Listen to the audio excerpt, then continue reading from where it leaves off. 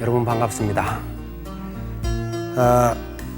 이 시간에는 지난번에 말씀드렸다시피 용상방에 대해서 좀 구체적으로 살펴드리겠습니다. 스님들은 결제기간 동안 대체로 어떤 소임을 맡느냐 하는 부분을 아실 수가 있을 겁니다. 이 용상방은 큰 절마다 다 있습니다만은 용주사 나유타료 안에 있는 그 용상방에 의거해서 설명을 드리도록 하겠습니다. 여러분들은 화면 자료에 나가는 것들을 보시면서 그 뜻을 제가 설명해 드리도록 하겠습니다. 제일 오른쪽이 됩니다. 제일 오른쪽에 이제 조실 스님이 되고요. 그 다음이 이 원장이라고 하는 것은 선원장을 이야기합니다. 선원장 스님. 그 다음에 나이가 많이 드신 선을 오래 하신 선덕 스님, 또 일정한 소임을 안 줘도 되는 어른 스님이라는 뜻에서 한주, 조금 고참이라 하지 않고 구참이라 그럽니다. 오래 참고하셨다 이런 말입니다. 그래서 구참 스님들에게 한주라고 하는 것을 줍니다. 그 다음에 이제 입성이라고 하는 것은 직접 죽비를 잡고 대중을 통솔하는 선원 같은 데서는 그 책임자를 입성이라고 그렇게 이야기를 합니다. 다른 곳에서는 열중이라고도 이야기합니다. 그리고 이 열중 밑에 청중을 두기도 합니다. 그 다음에 그 헌식, 이거는 귀신물이나 다른 무리들에게 우리가 공양하기 전에 조금씩 하나씩 한두 알씩 떼어서 그걸 주는 소임입니다. 헌식. 또 병법은 의식 일체를 전부 다 책임을 진다. 병법. 그 다음에 지전. 이 부분은 앞에서 제가 설명을 드렸죠. 그 노전 이야기할 때 그 알지자를 쓰는 것이 원래 원칙인데 부전이나 이렇게 구분하기 위해서 여기서는 큰 방에 있는 그 불단의 부처님을 말하자면 시봉한다. 그 책임을 지고 있다 해서 가질지자를 써서 지전. 그 다음에 대중스님들이 병이 났을 때 좀 간병, 옆에서 도와드리는 간병, 그 다음에 대중스님들의 차를 항상 준비하고 하는 다각, 또 화장실에 해당되는 절에서는 해우소 그렇게 합니다만은 이것을 청소하고 하는, 깨끗하게 정갈하게 하는 정통, 또 항상 그 방의 온도를 적정하게 맞춰 놔야 되는 화대. 예전에 장작될 때는 이제 그 불을 직접 떼야 됩니다. 화대. 그 다음에 수각이라든지 이런 부분을 책임지는 수두. 그 다음에 조실 스님이라든지 선원장 스님을 시중을 드는 시자. 그 다음에 종을 칠 때, 때가 되면 종을 치는 종두. 또 새벽에 불을 켜고 저녁에 불을 끄는 명등. 또 객스님들이 봤을 때 일일이 다 만나서 얘기를 하고 또 거기에 대해서 일일이 점검하고 하는 지객. 그 다음에 도량 청소를 하는 소지. 여러 가지를 기록하는 서기. 그 다음에 공사, 공양주를 이야기할 겁니다. 공사. 밥을 직접 대중스님들, 부처님에게 올릴 맞이와 대중스님들이 드실 공양을 직접 준비를 하고 해야 되는 입장이죠. 그 다음에 채공, 이것은 찬거리를 책임지는 것을 채공이라 그럽니다. 채공. 그 다음에 부목, 이것은 땔감을 준비하는 이죠. 보통 일반 처사, 채공도 일반 보살님이 하는 경우가 요즘에는 많습니다. 그 다음에 별좌라고 하는 것은 후원을 감독하는 소임이 별자이고, 별자위가 이제 원주가 됩니다. 다른 곳에는 이제 또 도감이 있기도 합니다만, 여기서 원주, 후원, 총책임이라 보면 이렇게 좋을 겁니다. 도감이 있으면 도감이 이제 총책임이 됩니다만은, 그 다음에 포교, 아까 종무소임 이야기할 때 나왔죠. 포교국장, 재무국장, 교무국장, 총무국장. 이제 용주사에는 이렇게 사직만 들어가 있어요. 그 다음에 주지, 화주. 이렇게 해서 우리가 볼 때 오른쪽에서부터 왼쪽으로 쭉 이렇게 이제 갑니다. 그래서 화주가 제일 끝에 가 있습니다. 이 소임은 이제 사찰에 따라서는 약간 가감이 있습니다. 더 늘어나는 경우도 있고 줄어지는 경우도 있고, 또 용상방을 다 써두어도 거기에 소임자가 없을 경우에는 비워두기도 하고 그렇습니다. 대체적으로 이와 같은 형식인데요. 그 아까 이야기했다시피 이제 몇 가지 우리가 이제 그 빠진 것들은 화면에서 못 보시기 때문에 제가 적으면서 좀 설명을 드리자면은 선언 같은 경우에 아까 입성이라고도 했습니다만은 열중 대중을 기쁘게 한다 이래서 책임을 지고 있고 열중 있고 청중이 있습니다. 보통 선언에는 열중과 청중 스님이 있다 이렇게 보면 됩니다. 강원은 보통 입성 있고 그 다음에 찰중이 있습니다. 입성 아래 대중을 관찰한다 이런 말이죠. 그래서 선언에서는 해인사라든지 이런 데서 보면은 대중을 기쁘게 한다 해서 열중, 대중을 말킨다 해서 청중 이런 그 소임을 둡니다. 그 다음에 이제 이 위에 보통 그 용두사에서는 빠졌습니다만은 윤화라고 하는 것이 있습니다. 윤화라고 하는 것은 전체적인 통솔자가 이제 윤화가 됩니다. 그래서 모든 대중 의논을 할 때 그 의장이 되기도 하고 이렇습니다. 물론 주지 스님이 없을 경우 뭐 총림 같은 데서 이제 선언이라든지 이럴 때는 윤화 스님이 대체적으로 합니다. 그래서 앞에서 원장이라고 둔 부분이 선언장이라고 둔 부분이 없을 경우에는 윤화를 두기도 하고 뭐 이렇습니다. 그건 사찰마다 좀 다릅니다. 그 다음에 아까 원주 말고 그 도감이라고 하는 것을 했는데요. 도라고 하는 것은 우두머리라는 것이죠. 우두머리고 감이라는 것은 감독한다는 겁니다. 그래서 도감, 후원 살림살이 전부 다 재물, 돈 이런 것들 다 관장하고 책임지는 것 도감이라 그럽니다. 그 다음에 사찰에 가면 큰 절에는 산이 많이 있죠. 그래서 또 상감, 또 농사를 많이 짓고 그러면은 농감, 다 이렇게 책임자가 있습니다. 그 다음에 그 채소 같은 것을 항상 떨어져서는 안 되겠죠. 겨울에는 뭐 좀 어려울지 모르겠지만 이럴 경우에 이 경우를 원두라고 그럽니다.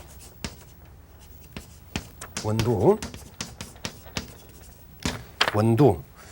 그 다음에 예전에는 보면은 뭐 범음, 범패, 어산 이런 것 경우 소위 큰 재 같은 거 할 때 쓰는 이런 이제 어산.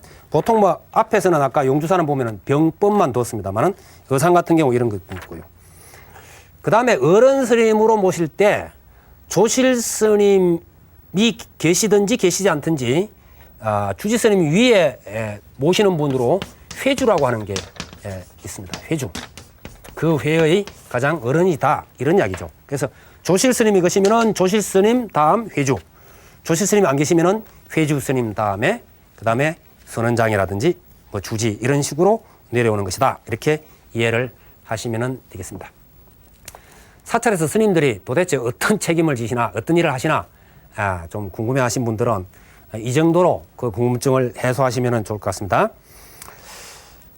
요즘에는 그 사실 근데 이제 좀 중요 소임에 따라서 스님들이 지위를 높낮이를 가늠하기도 하고 그럽니다. 특히 일반 재가 신도들은 주지 스님 그러면 어마어마하게 높게 보이고 그렇죠. 그러나 예전에는 조실 스님이라든지 이런 것은 소위 그 도력, 뭐 수행력 이런 걸로 이제 결정되기 때문에 그런 몇 분의 어른 스님들을 제외하고는 전부 다 평등한 것입니다. 그래서 심지어 예전에는 자기 수행에 공부 방해가 된다 해서 주지 같은 거 맡으라 그러면은 밤새 그 바람을 짊어지고 도망가기도 하고 그랬다 그래요. 그래서 어른 스님들이 회의를 해서 그 자네가 좀 주지를 맡아줘야 되겠네. 이래서 뭐 그러면 제가 뭐 한철만 하겠습니다. 이런 식으로 번갈아 가면서 하기도 하고 이랬다 그럽니다. 그래서 사실 이제 주지라든지 이런 자리는 대중을 유효하고 사찰을 그 가꾸고 책임을 지고 그래서 일거리가 많고 자기 개인적인 어떤 수행이라든지 이런 부분이 굉장히 어렵습니다. 그래서 이러한 일을 맡아 있으면서 자기 수행을 하기 위해서는 남보다도 몇 배의 노력을 하지 않으면 사실 곤란한 거죠. 제가 그 범어사에서요 어른 스님들께 귀가 아프게 들었던 얘기가 하나 있습니다. 뭐 스님들 입장에서는 별로 듣기 싫은 얘기가 될 수도 있는 얘기인데요. 이건 그리 오래지 않은 그 세월 전에 실제로 있었던 일이라고 그렇게 노스님들이 말씀을 하시더라고요. 전해오는 이야기라고. 그 얘기인즉슨 이렇습니다. 오랫도록 범어사에서 주지를 하시면서 범어사를 이렇게 세운 스님이 계셨다 그럽니다. 아주 살림을 짬지게 사시고, 그래서 이 스님이 주지를 하시는 동안 대중들이 뭐 굶는 일이라든지 뭐 이런 것도 없고, 사찰 정각이나 이런 것도 잘 보수를 하시고, 말하자면 좀 풍족해 한 스님이시라 그래요. 그런데 이 스님께서 이제 돌아가신 후에 느닷없이 광해, 곳간에 구렁이가, 큰 구렁이가 나타났는데 대중이 쫓아도 가지를 않고 그랬다 그럽니다. 그래서 이제 뭐 시끌벅적하니까 결국은 조실 스님까지 알게 되고, 조실 스님께서 선정에 들어서 살펴보니까 그것이 바로 앞에 주지였다 그럽니다. 그래서 그 대중들에게 흰죽을 쑤어서 주게 하고 또 하면서 49제를 지내면서 마지막에 이 범어사 부분은 자네가 집착할 일이 아니다. 이런 부분에 괜히 왜 출가 수행한 사람이 그런 데 집착하냐. 그러니 몰록 한 소식 깨달아서 허물을 다 벗어버리라. 윤회를 벗어나라. 이렇게 이제 큰 스님께서 법력으로 법문을 하시자 구렁이가 사라지고 공중에서 대신 큰 스님 덕분에 제가 참 아둔하던 어리석음의 생각이 다 깨지고 이제 바른 세계로, 해탈의 세계로 나아갑니다라고 이렇게 참 그 감사를 했다는 이야기가 있습니다. 왜 그러면은 그 이와 같은 얘기가 계속 큰 스님 입을 통해서 실제로 젊은 사람들에게 강조를 하는가? 뭐 저도 지금 조그만 사찰에 주지를 하고 있습니다만은 그 주지라고 하는 걸 하다 보니 번거로운 게 한두 가지가 아닙니다. 그렇다고 안 할 수도 없고 또 책임을 졌으니 다 해야 되는데, 그러다 보면 어쩌면은 생각이 얼핏 잘못되면 참 그야말로 옆길로 벗어날 가능성이 많죠. 이런 일을 하다 보면 그렇습니다. 그래서 예쁘석 큰 스님들께서 이렇게 이르시기를, 중요한 소임을 잘못 맡으면 그것이 엄청난 업이 된다고 그렇게 항상 경책을 하셨어요.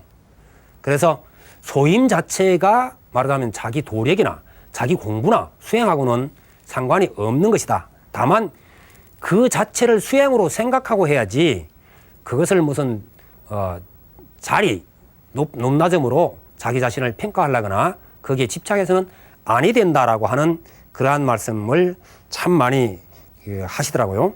그래서 가만히 생각해 보면은 그렇습니다. 예전 스님들은 뭐 저 중요 소임 맡으라 그러면 도망을 갔다 그러는데 요즘에는 조금 뭐 불미스러운 얘기들도 참 많이 있고 그렇죠. 그래서 어떤 점에 있어서 생활의 어떤 그 형식이 또 우리 환경이 바뀌어서 그럴 수도 있겠습니다만은 예스님들의 이런 얘기나 이런 것들을 뭐 이건 제 자신에 대한 경책이기도 합니다. 우리가 예스님들이 자격문이라 해서 스스로 경책한다는 말을 했는데 저도 뭐 이런 이야기를 할 때는 제 스스로 경책의 말로 합니다. 그래서 결코 어떤 그런 맡아 있는 것으로 인해서 내가 높다거나 내 공부가 그만큼 남들이 대접한다고 되었다거나 이런 망상을 피워서는 결코 될 일이 아니다. 그런 만큼 남들이 낮에 종무를 본다고 바빴으면 밤잠을 안 자서라도 대중스님들과 결코 뒤지 않는 어떤 수행을 해야만 될 것이고, 또한 이런 이야기는 우리 일반 제가 불자나 일반인들께서도 마찬가지입니다. 사실 회사 다닌다, 살림살이 한다, 뭐 장사한다, 사업한다, 고단하기 짝이 없죠. 그러나 그것으로 나 자신의 모든 것이 결정된다면 얼마나 좋겠습니까? 마치 뭐 주지만 하면은 다 해탈하고 윤회를 다 벗어난다면은 누구든지 참 주지를 해야 되겠지만은 그런 것이 아니듯이 제가인들도 역시 마찬가지로 사장, 회장이 돼도 역시 그 부분하고는 거리가 먼 것이다. 그러므로 우리가 모름지기 불교와 인연을 맺었으면은 참다운 자기 자신의 그 진면목을 확연히 깨닫기 전까지는 낮에 열심히 일했다도 밤에 잠을 줄이면서라도 수행하지 않으면 안 되고, 또 정진하지 않고 어떤 부처님의 세계가 스스로 내게 다가와 주리라고 생각하는 것은 그것은 잘못된 생각이다 하는 것을 아시면은 좋겠습니다. 그래서 범어사에 있었던 이 구렁이가 되었던 스님, 그리고 큰 스님의 법력으로 다시 그나마도 오랫동안 수행을 하신 게 있으니까 법문 척 듣고 해탈하지, 그렇지 않았으면 그 해탈하겠습니까? 그래서 주지를 하면서도 그래도 틈틈이 수행한 게 있기는 했는데, 다만 자기가 이걸 두고 하면 누가 관리를 할까? 또 범어사 또 어려워지는 거 아니냐? 이런 한 생각 잘못으로 그와 같이 되었다는 것이죠. 그래서 스님들도 한 생각 잘못되면 그런데 제가인들이야 말해서 뭐 하겠느냐. 이것은 사부대중 공이 우리가 교훈으로 받아들이고 골수에 새겨야 될 부분이 아닌가 이렇게 이제 생각이 되어집니다. 지금까지 우리가 이제 대중요사를 쭉 살펴봤는데요. 이 대중요사의 경우에는 기역자로 꺾여 있는 형태, 또 디귿자로 꺾여 있는 형태, 미음자 행이 있는데 입구자 행이라고 합니다만은, 기역자 경우는 송강사, 법성료 같은 경우가 이제 여기에 해당되고요. 금방에 공양간이 옆으로 보통 붙은 경우들이 상당히 많고요. 디귿자 행인 것은 큰 방과 작은 방이 이렇게 같이 어우러져 있습니다. 그래서 선산도리사, 태조선언이 있는 그 건물이 바로 뒤쪽에 작은 방들이 있죠. 그래서 디귿자 행식으로 되어 있는데요. 저것은 태조 선언이죠. 태조 선언을 전면에서 바라본 겁니다. 그래서 니은자 행식으로 보이지만 사실은 디귿자 행식으로 뒤에서 보면은 그렇게 되어 있는 소위 그 선언 겸 요사와 같은 것이다. 그래서 예전부터 저것은 이제 선실로 써왔습니다. 그래서 역대 큰 스님들이 저 태조선을 전부 다 거쳤다 그러죠. 그래서 저와 같은 이제 형태가 있다 그런 이야기입니다. 그리고 이제 입구자 형태도 많이 있습니다만은 이것은 다음 시간에 연이어서 쭉 살펴드리도록 하겠습니다. 여러분 성불하십시오.